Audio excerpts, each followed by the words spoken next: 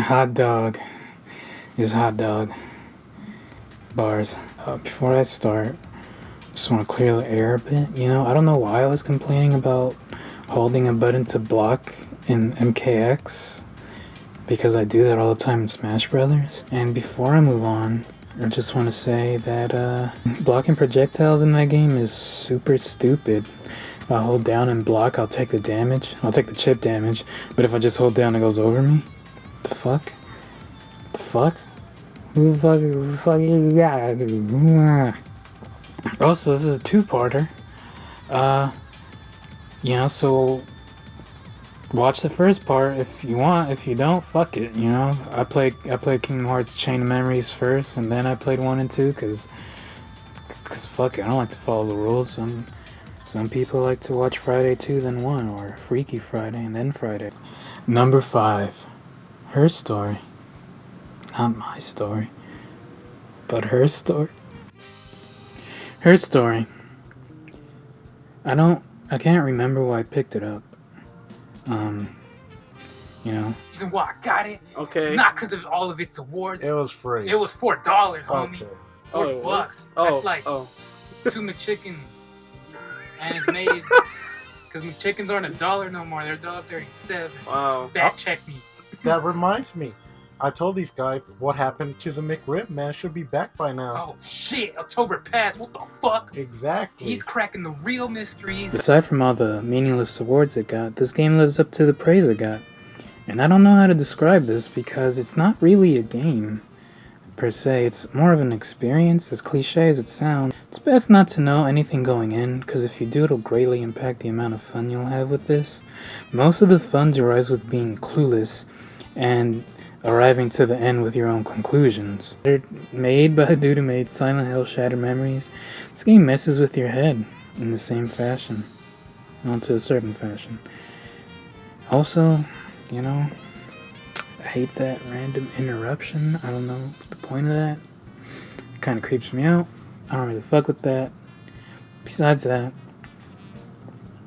this does feel like a spiritual successor to Silent Hill. And not the other Silent Hills. Not those. So, the way this game works, it's not really a game, so it's kind of hard for me to pinpoint it as a game. It's kind of like Office Secretary Simulator. It's kind of like Google Search Quest.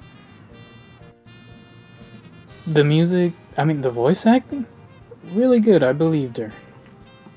The music, very, very, very daunting, very chilling when it's there. Very primetime ABC, NBC bullshit cop show when it wants to be.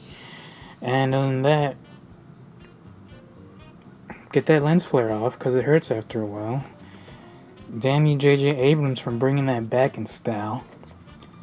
Don't go in this expecting much. What you're watching is the game. That's it. This is what you do. It's not really a game. It's an experience. I love her story.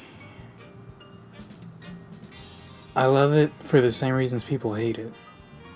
I like how stripped back it is. I like how simple it is. I like that there's no game over.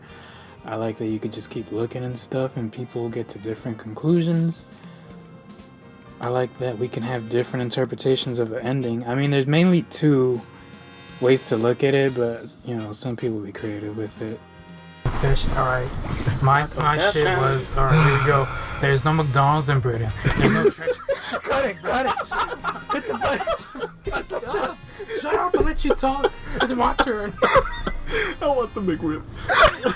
There's no Church's chicken. It caused her to go fucking insane. She wanted to chop some chicken, and in her fucking haze of fucking confusion, she accidentally cuts. I need you to let me talk. She cuts Simon. And then as the cops closed in on her, she made up a fucking bullshit personality like Yoshi did Pablo Escobar. Oh my god. And here we are. I got a question about your series, sir. Oh my god. Some people will be. And I could only compare it to Old Boy. Just hear me out. if you go in knowing what to expect from Old Boy, you won't really get the full effect of being fucked up when the credits roll, as opposed to not knowing anything about Old Boy, and you're like, oh wow, this movie's actually going for it. Oh god, no, this movie did it. Oh, so that's how you feel. Like you just go in not knowing anything, and get the full experience, and bam, that's the story she wanted to tell me. I mean, the ending kind of sucks. Depends on how you look at it. It's more like an interactive book in the sense that you're flipping through the pages of this gripping novel and you're writing it at the same time. And that's some shit.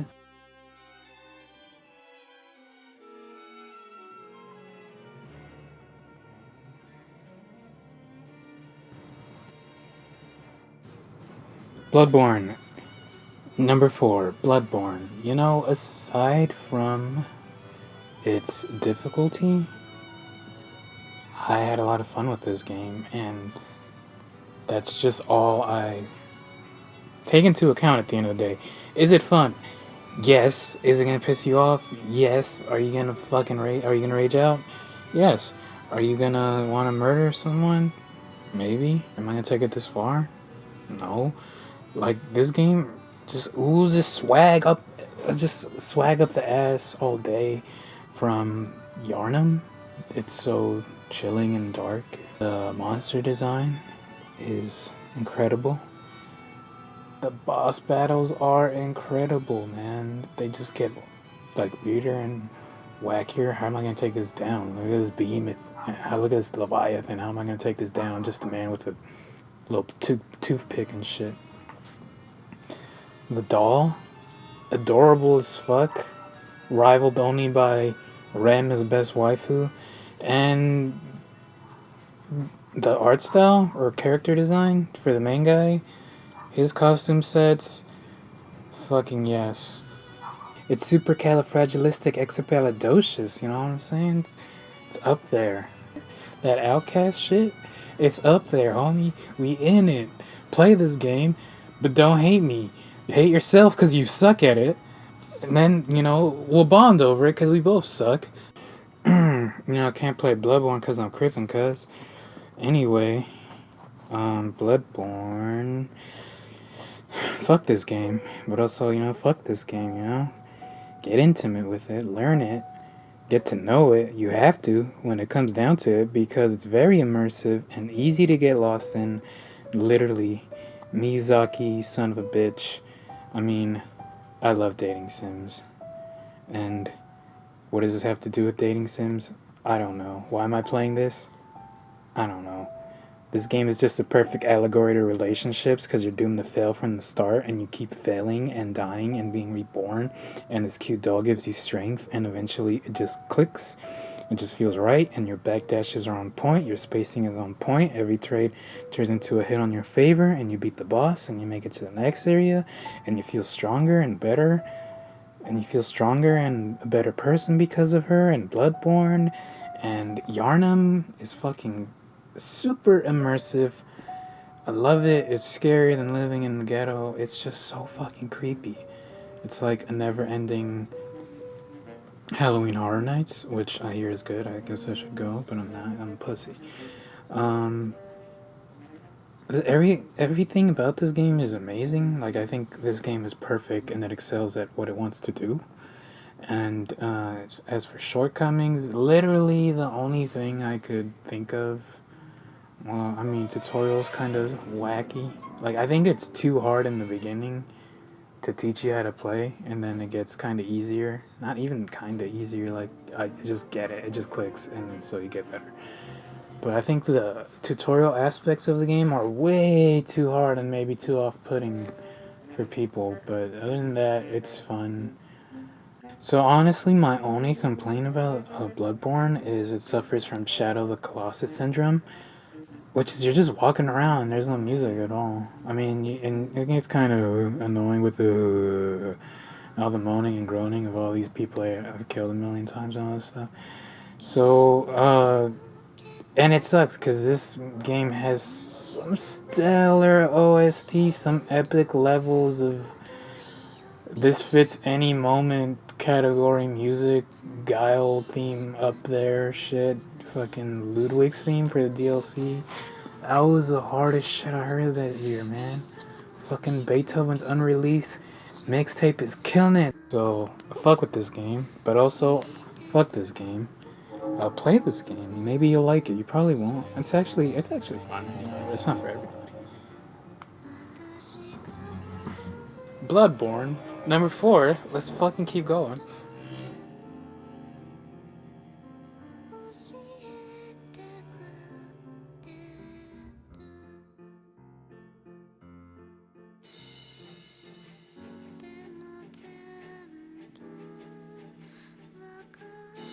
Number 3, Metal Gear Solid 5, calling the Phantom Pain. You know, real talk, between this and Bloodborne, I kept switching the order back and forth because I kept playing both of them around the same time. These two games shine in the same aspects and they suffer in the same way too. It's hard for me to rank them because of enjoyment and frustration that I suffer through both of them.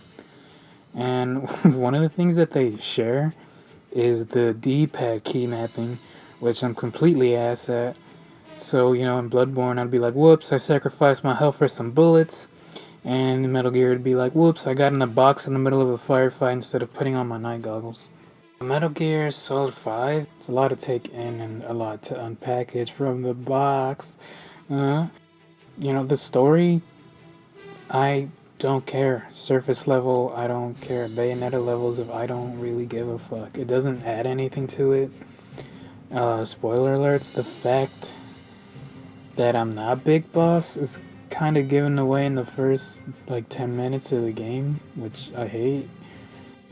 I do like the metaphor though, that, you know, you are Big Boss and we are, you know, we are all Big Boss, and the whole universe together as a whole becomes Voltron, but it's called Big Boss.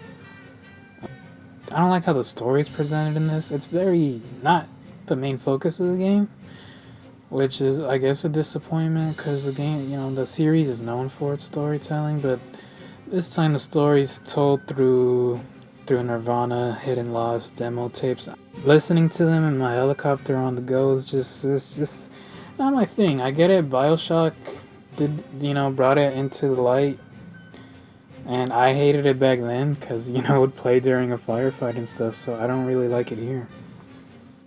This game really succeeds at everything it wants to do, and the controls take a while to get used to, but it's so massive, and just from a gameplay perspective, it's all there.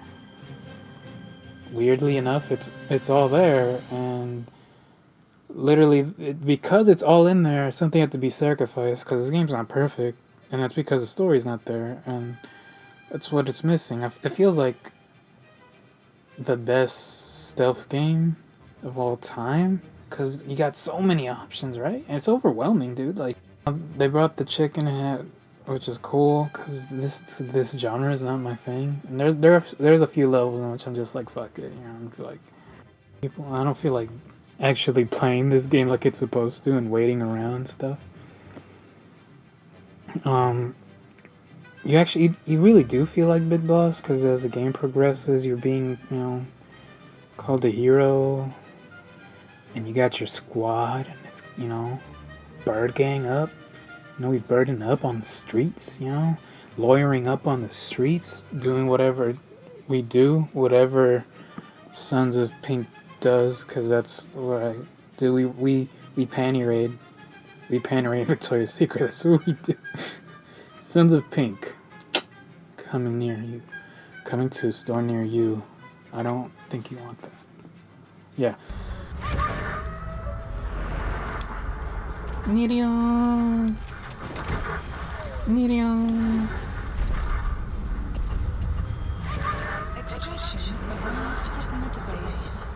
Did I want that? No. But we take shit. Sons of Pink lifestyle. Everything feels just so polished. Everything feels like his grand orchestral score, and we're about to watch a hero pass away, and kind of did, because, you know, I think Kojima knew, right? This is like his David Bowie's Black Storm, which David Bowie knew he was gonna die. So he knew he was gonna die, and he fucking went out with this fucking game. And so I think it's funny because from a gameplay perspective, all this shit is there. It's so fucking, it's just there. Like, this game is just massive, living, breathing world. And it gets overwhelming because you're just a dude with a girl, or a dude with a dog, or a dude and a horse, or a dude and his robot buddy, and his crew and stuff. But Metal Gear Solid 5, at the end of the day, it's still fun. It is overwhelming. It's fun. It is overwhelming. It is everything you could ask for in the game. And story-wise, it's not there. And the story in the game's known for it. So I feel like part of it is missing. But fuck it. I can't really ask for a much better game. Like, this shit is... It's just fun. It's fun and scary to me. Metal Gear Solid 5 is definitely its own thing. You can't be compared to anything, not even its previous entries in the series. I don't think it can be compared. I think it's incomparable. I think it stands on its own as a great game. I think it stands on its own as outside of just the Metal Gear name. I think it's a really good game in its genre. I think it defines its genre, and any other entry in the stealth genre is gonna have a lot to compete with or live up to. With the Metal Gear Solid collection, with the Metal Gear Solid 5 Game of the Year edition coming out, I'd recommend playing it. It comes with everything except an ending. And you could say it's solid.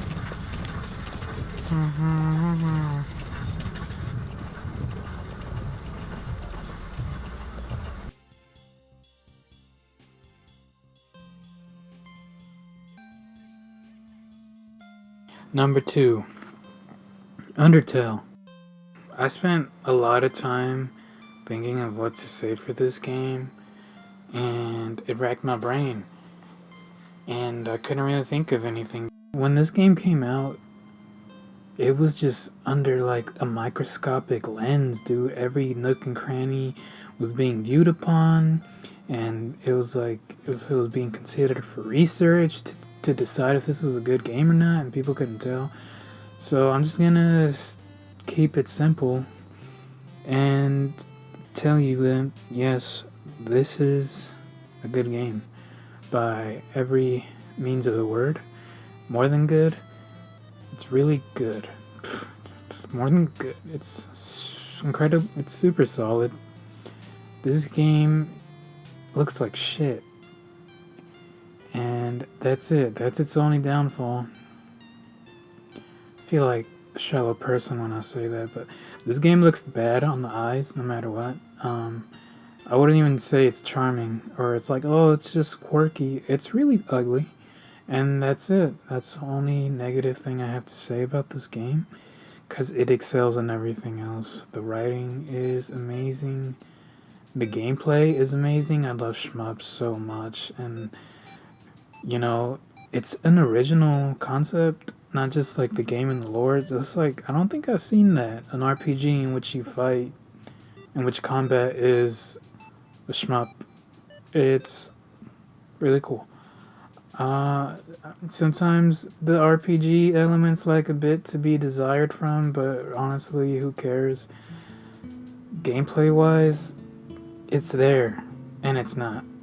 It's weird. I had it spoiled for me, and a lot of people are mad about that. Not that I had it spoiled for me, just having it spoiled in general. See, if people didn't get spoiled, they'll just play normally and fight everything, and you'll have a mediocre ending, and you'll be unsatisfied, and you'll see all the characters be whatever. You won't get, because they'll all be dead, so you don't even get to see what's the hype behind it. So I was lucky enough to have it spoiled for me, and they're like, play pacifist mode. It's the true ending. or like the way it's meant to be played, because it's the game is, what is it? What's that shit called? Marketed. It's marketed as, oh, play pacifist, play neutral, play asshole mode, and the neutral should just didn't even be looked at. If you're gonna kill someone, you might as well go all the way and kill everybody, which is so sick. I think that concept is so sick that you're killing the whole world and no one's there. And the final boss is the hardest thing in the game. And I want to do it, but this Mac keyboard sucks, and I didn't have controllers set up for a Mac. Thanks. So, no, I didn't play that mode. I want to. But what I got from the game, amazing. The writing hits home. It speaks to a lot of us, and by a lot of us, I mean 90s kids, whoa. But also a lot of young people, not 90s kids, whoa. They get a kick out of it too. They all relate to it. It feels like, I don't know. It has like all the anime tropes, values, and stuff. And it's like meme friendly for the meme kids of today. And it just has personality, dude. Like, this game has a soul. And I haven't been really, I haven't like laughed throughout a whole adventure since like the Mario and Luigi Go to the DMV series. Those games and Paper Mario, it was just a flashback to that, man. The writing is so damn good. I said that already. The writing is good. The gameplay is tight. Except I don't really like walking around. It's really slow. There's not much to do. There's a lot of secrets, but like, really there's not much to do post-game. Except restart it and get the bad ending, and then it becomes canon and stuff. But this game's like a solid, I don't even know, because the game's clock tells it in minutes and not hours, but this game's like a really solid, 4 to 5 hours. The controls are solid. I love pacifist mode. I love the items. I love the fucking music, dog. I didn't even get to the music. Shit. The music's fucking godlike. And, it's catchy. And, like, the weird part is it's just one song told, like, 80 times throughout the whole thing. And what is it, Toby Fox? Toby Fox is a genius behind the keys. And Tim. It's fun. That's it. It's more than fun. It's a story, and that's part of it. That's part of what makes the game good. I usually say, fuck story, right? I'm always a person, I always say that, like, who gives a fuck about story and game when the gameplay is good? And I feel like without its story, I wouldn't be compelled to keep playing this. Because there are some battles that aren't fun, because, pacifist mode, the enemies get stronger, but you don't, because you're still level 1. If the story wasn't there, I feel like I wouldn't finish the whole thing, because, again, it's not fun to look at. And the music is enjoyable. I want that. Is it on vinyl? I think it's on vinyl. Music is enjoyable. The gameplay is extremely solid. And I just want to explore everything, because everything's so whimsical. Just looking at everything and mashing whatever the fuck button it is on Steam. I think it's Z on me. Just mashing Z and seeing what everyone has to say, or what like everything has to read and all its descriptions. You really do get pulled into this world. And her name's Toriel, like tutorial.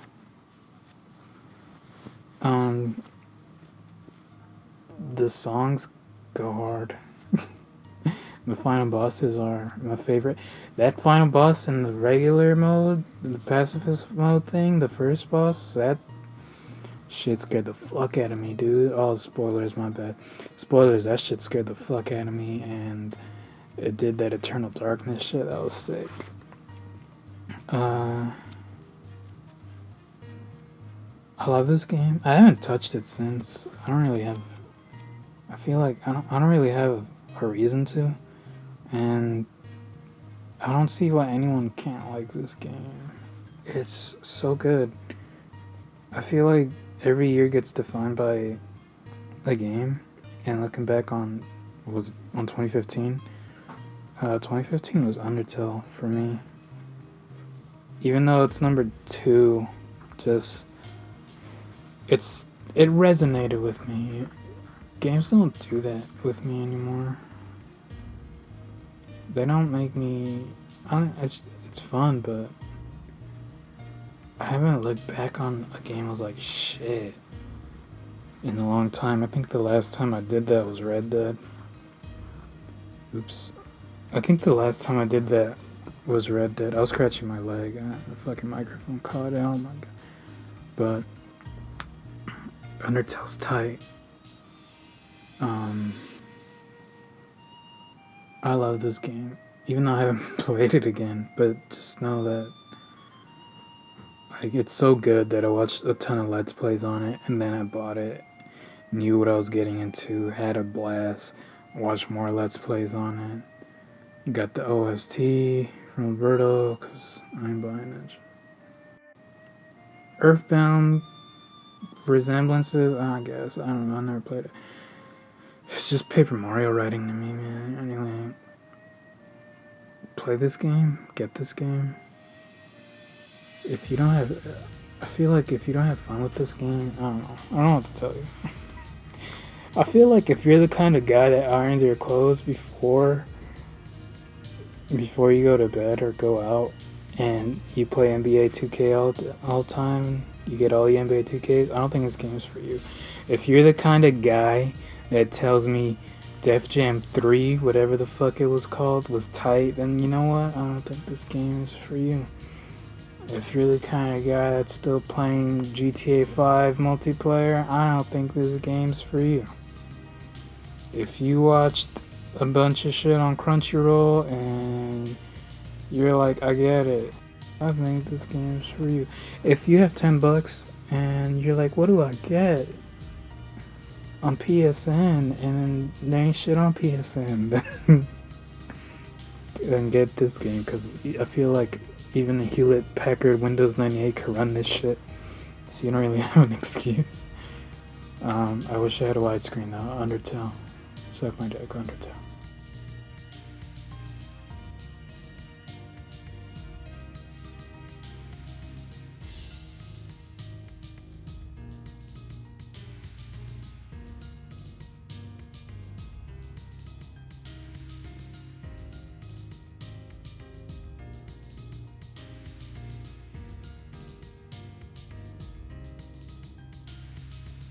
Number 1, Splatoon.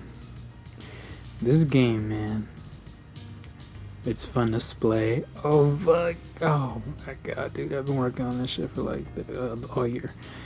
This is the game I had the most fun with, and believe me, man, this game just speaks to me on a personal level.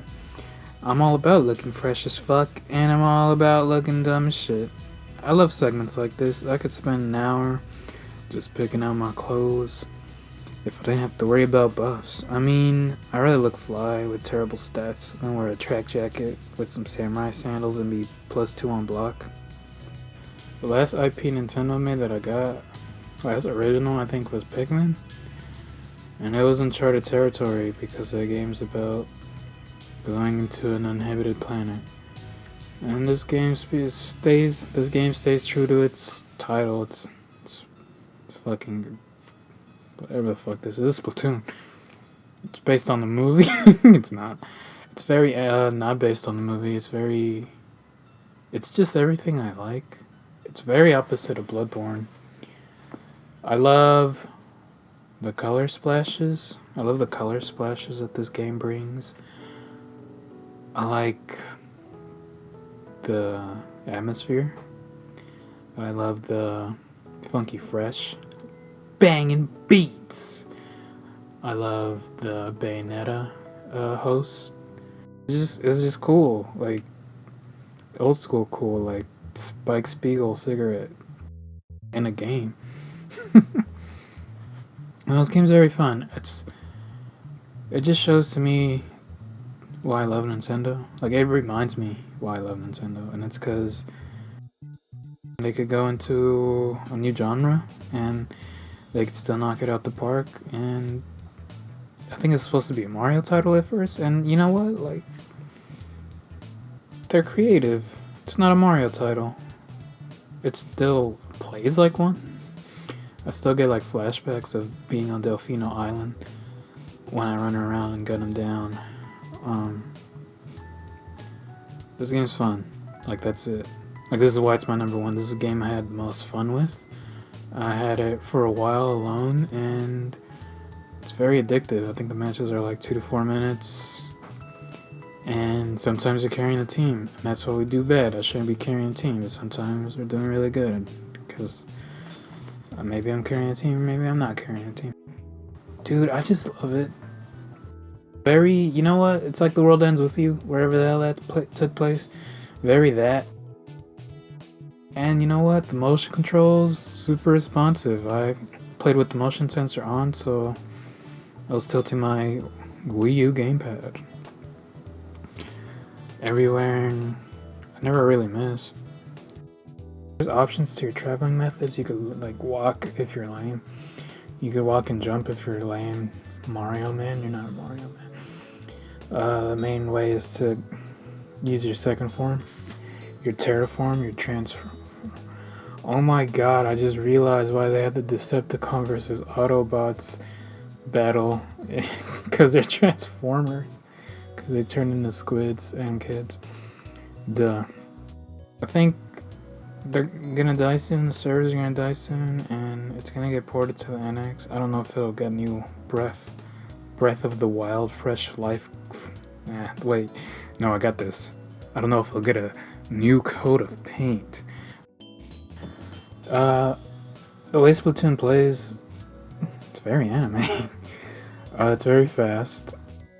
It's so fluid and lively, like what it wants to be, since it's liquid, you know, there's a lot of splashing about. And well, you move kind of slow, walk speed wise, but I mean, if you go to options and change the camera speed, I think you can make yourself be as fluid as the game is meant to be. You're not Mario Man, so don't jump and run. Use your form. You know, obviously the best way and the cool way is to be like Jaws and, you know, submerge from a puddle, but like, you know, spray the wall. Cause see, the wall doesn't count towards anything, but you could ride the walls.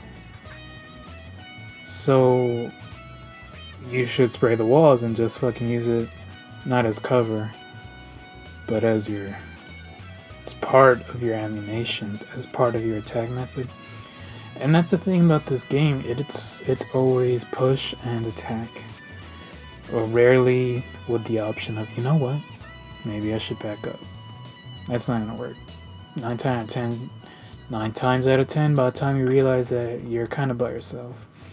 And depending on your loadout, you could get out. Depending on your loadout, you might be able to get away with it. You just gotta pay attention to your ink. Cause we tagging up the streets, man. Get that yeehaw control, that spray control, so you can hit them up. Like Tupac. Getting kills is fun, you know. You're programmed to kill in a team-based game, but it's about holding it down, you know. Gotta hold it down till mom gets back. Gotta hold down the porch like in Don't Be a Menace while drinking juice in the hood, and I don't remember the rest. So notice I'm only talking about multiplayer because that's where the game comes alive. Multiplayer is Splatoon's bread and butter. Like, this is why it sells. This is why it should sell. I love this game. I know I said it, but this game truly has a soul, has personality, has a vibe, it has just a familiarity with me. I don't even know this shit. Like I don't even know Splatoon like that, but it came out of the waters. Haha. It came out the waters, and it just fits in well with like its Nintendo brethren. Like when I see it lined up, when I see the amiibos lined up with the other Nintendo amiibos, I'm like, yep, you belong there. And so this game has that Nintendo, what is it, whatever, that seal of approval shit. It should, because this shit feels like a Nintendo game, and you can tell by the amount of fun I'm having and the way I'm gushing. I don't even know what to say. Like, I feel compromised because I'm just madly head over heels in love with this game. And I have been for like 2 years. Like a dark, deep secret, like I'm in love with Splatoon. So yeah. I had to come back and redid this like 5 times because I really can't express the amount of fun I had with this game. And I'm just excited for what's to come.